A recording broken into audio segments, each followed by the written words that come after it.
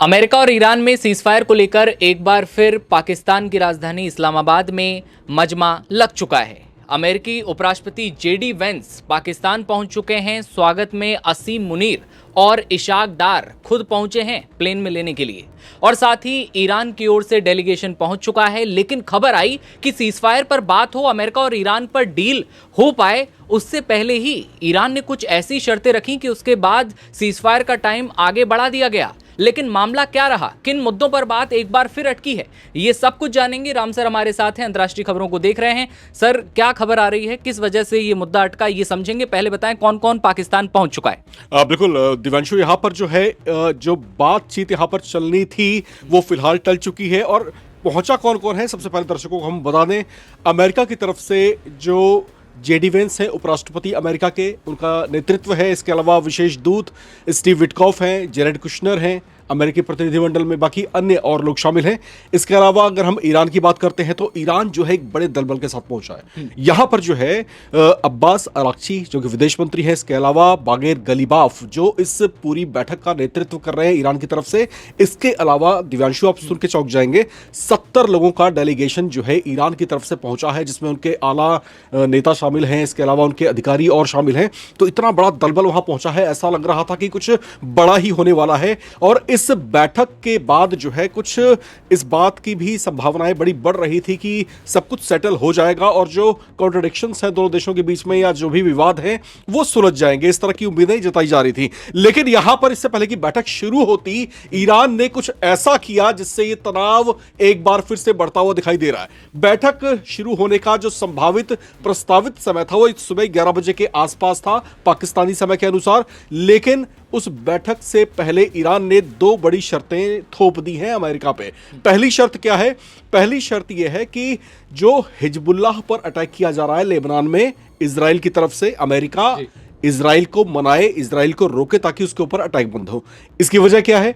क्योंकि लेबनान में जो हिजबुल्लाह समूह है उसके साथ ईरान की बड़ी अच्छी ट्यूनिंग रही है और ईरानी जो है उसका बड़ा सपोर्ट भी करते रहे हैं। दूसरी बड़ी शर्त क्या है? दूसरी बड़ी शर्त यह कि इस युद्ध के दौरान, इन 40 दिनों के युद्ध के दौरान, ईरान की जो अरबों रुपए की संपत्तियां सीज की गई हैं अमेरिका की ओर से, उसको तुरंत रिलीज किया जाए। इस तरह की दो बड़ी शर्तें अमेरिका पर थोप दी गई हैं। अब यहां पर विवाद ये खड़ा होता है दिव्यांशु कि इस बैठक का आयोजन किया क्यों जा रहा है। बैठक का आयोजन तो इसलिए हो रहा है ताकि जो सीज फायर हो पाए या फिर जो भी गतिरोध दोनों के बीच में वो दूर हो जाए। अब ये भी गतिरोध का ही मुद्दा था, ये दो शर्तें भी जो है उसी विवाद का हिस्सा था। तो बैठक के बीच में आप इसको उठाते, बैठक से पहले इन दो पॉइंट्स को रेस करने का क्या तुक था आपका? क्या आप इसको जो है पब्लिक फोरम में लेके आना चाह रहे थे? आप दुनिया के सामने, विश्व पटल पर इन दो मुद्दों को रखना चाह रहे थे कि हमने अमेरिका के सामने ये दो मुद्दे टॉस किए हैं, अमेरिका इसको सीरियसली कंसीडर नहीं कर रहा? क्या आप ये दिखाना चाह रहे थे? और अमेरिका की तरफ से हालांकि कोई औपचारिक अभी बात इस पर नहीं आई है, लेकिन 11 बजे का जो मीटिंग का समय था उसको फिलहाल टाल दिया गया है।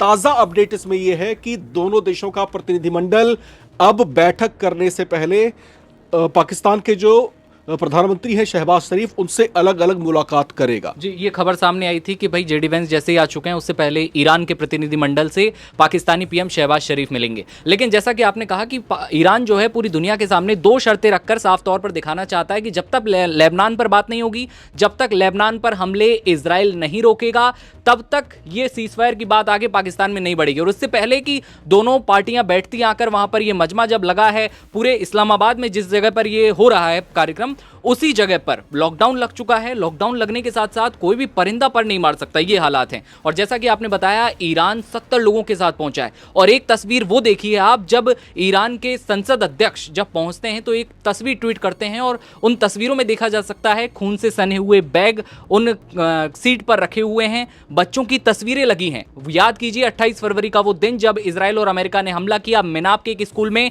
168 बच्चों की मौत होती है। और वही ईरान दिखा रहा है कि हम भूलेंगे नहीं वो दिन कि किस तरह से अमेरिका और इजराइल ने हमारे मासूम बच्चों को मारा। और अब लेबनान की बात छिड़ चुकी है और लेबनान को लेकर ईरान साफ कर चुका है कि जब तक भाई साहब आप लेबनान पर बात नहीं करेंगे, जब तक हमले नहीं रुक जाते, तब तक ये बात आगे नहीं बढ़ने वाली। और कौन कौन से मुद्दे हैं, संभावनाएं क्या है, क्या आज ये डील हो पाएगी, सीज फायर हो पाएगा, या फिर बस बातें होती जाएंगी, नतीजा कोई नहीं होगा? देखिए यहाँ पर जो है सारी बातें और सारी संभावनाएं इस बात की तरफ इशारा कर रही हैं कि ये तकरार फिलहाल शांत होती हुई दिखाई नहीं दे रही। दूसरी महत्वपूर्ण बात क्या है दिव्यांशु यहाँ पर, कि अब ये बैठक पता नहीं होगी कि नहीं होगी, इस पर भी अब संशय के बादल मंडरा रहे हैं।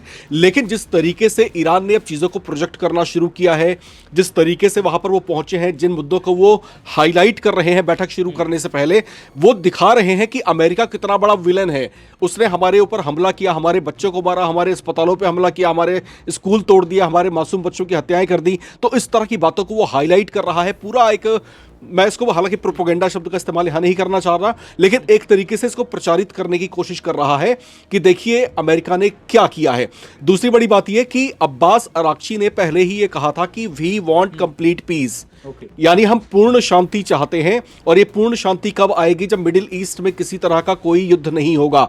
अब बेशक से अमेरिका और ईरान के बीच में जंग रुक जाए, लेकिन क्या इस बात की गारंटी अमेरिका देगा कि वो अपने मित्र देश इजराइल को इस बात के लिए कन्विंस कर लेगा कि वो लेबनान पर अटैक करना बंद कर दे? अगर वो अटैक्स बंद नहीं होते तो लेबनान और इजराइल जो है जंग में उतरे रहेंगे, तनाव की स्थितियां बनी रहेंगी, हालात सामान्य नहीं हो पाएंगे। तो अब्बास अराक्ची ने इसलिए कहा था कि वी वांट कंप्लीट पीस, हम पूर्ण शांति चाहते हैं और किसी तरह की जंग कोई ना हो। तो इसीलिए हमारी ये मुख्य शर्त है कि लेबनान में हिजबुल्लाह पर ये हमले तुरंत रोक दिए जाएं। अमेरिका इस बात की गारंटी ले, लेकिन अमेरिका ने फिलहाल इस पर चुप्पी साध रखी है। डोनाल्ड ट्रंप ने पहले ही इशारा किया था कि भाई लेबनान को लेकर के या फिर जो है इजराइल को लेकर वो कोई गारंटी लेने के मूड में नहीं है। उनका आपसी ताल्लुकात है। लेबनान को लेकर पहले ही हमारी पहली बार जब पाकिस्तान में बात हुई तो सीज फायर लेबनान में नहीं होगा, हमने कोई समझौते में लेबनान को नहीं रखा था। और ईरान इस बात पर अड़ चुका है कि भाई लेबनान में सीज फायर होना चाहिए। बस यहीं से ये बात सामने आने लगी कि भाई सीज फायर हुआ, पूरी दुनिया को ये नहीं पता कि किन शर्तों पर सीज फायर हुआ। दोनों की अलग अलग शर्तें थी, दोनों अपनी अपनी परिभाषाएं सीज फायर को लेकर अलग अलग बता रहे थे। पूरी दुनिया में असमंजस था कि हॉर्मुज खुल रहा है या फिर लेबनान में ये सीज फायर हो रहा है या फिर नहीं हो रहा है। तो ये तमाम मुद्दे थे। पाकिस्तान में अब पहुंच चुके हैं ईरान और अमेरिका के जो डेलीगेशन है वो पहुंच चुके हैं। लेकिन अब क्या लग रहा है कि पाकिस्तान में अगर नहीं हो पाए ये सीज फायर तो कैसे हालात बने? देखो यहाँ सबसे महत्वपूर्ण बात क्या है कि अमेरिका की तरफ से जो 15 सूत्रीय प्रस्ताव रखा गया है, सबसे बड़ी शर्त क्या है उसके अंदर? सबसे बड़ी शर्त यह है कि ईरान जो है अपने यूरेनियम एनरिचमेंट को रोके, उसको बंद कर दे, उसको इनहेंस ना करे, उसको बढ़ाए नहीं। ठीक है, तो क्या ईरान कभी इस बात के लिए राजी होगा? ये सबसे बड़ा सवाल है। दूसरी बड़ी बात कि अभी कुछ दिन पहले हमारी जो इंटरनेशनल एक्सपर्ट हैं कमर आगा साहब, उनसे बात हो रही थी, उनका इंटरव्यू किया था मैंने। कमर आगा साहब ने एक बहुत बड़ी बात कही थी। उन्होंने ये कहा था कि आप लिख करके रख लीजिए, बातचीत जब शुरू होगी उससे पहले बड़ा विवाद पनपेगा और इस बात की संभावनाएं बढ़ जाएंगी कि ये बैठक ही ना हो, बैठक रद्द कर दी जाए, या फिर इस बात पर कुछ आगे बढ़े दोनों देश मिलकर के कि अब हम इस्लामाबाद में मीटिंग नहीं करेंगे, मीटिंग का तारीख, मीटिंग का दिन कोई और तय हो, किसी और देश में तय हो। इस बात की भी संभावनाएं हैं। और बिल्कुल कमर आगा साहब ने जैसा इंडिकेट किया था, कुछ वैसा ही होता दिखाई दे रहा है। 11 बजे का समय था जब मीटिंग शुरू होनी थी।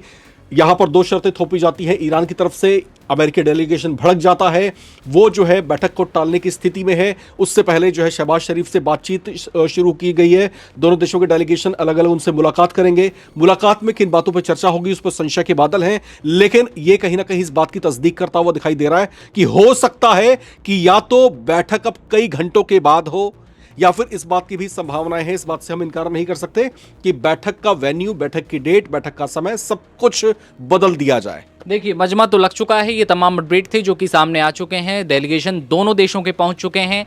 पहली बात यही होता है कि 11 बजे की मीटिंग थी, लेकिन उससे पहले ईरान की शर्तों ने टकराव एक बार फिर किया। और अब देखने वाली बात होगी कि ये मीटिंग हो पाती है, कितनी सफल रहती है, नतीजे क्या निकल कर आते हैं, क्या अब मौत का तांडव खत्म होगा? आप लोगों को क्या लगता है, क्या पाकिस्तान में बात बन पाएगी? कमेंट में अपनी राय दीजिएगा और देश दुनिया की हर खबर देखते रहने के लिए आप बने रहिए नवभारत टाइम्स के साथ। नमस्कार।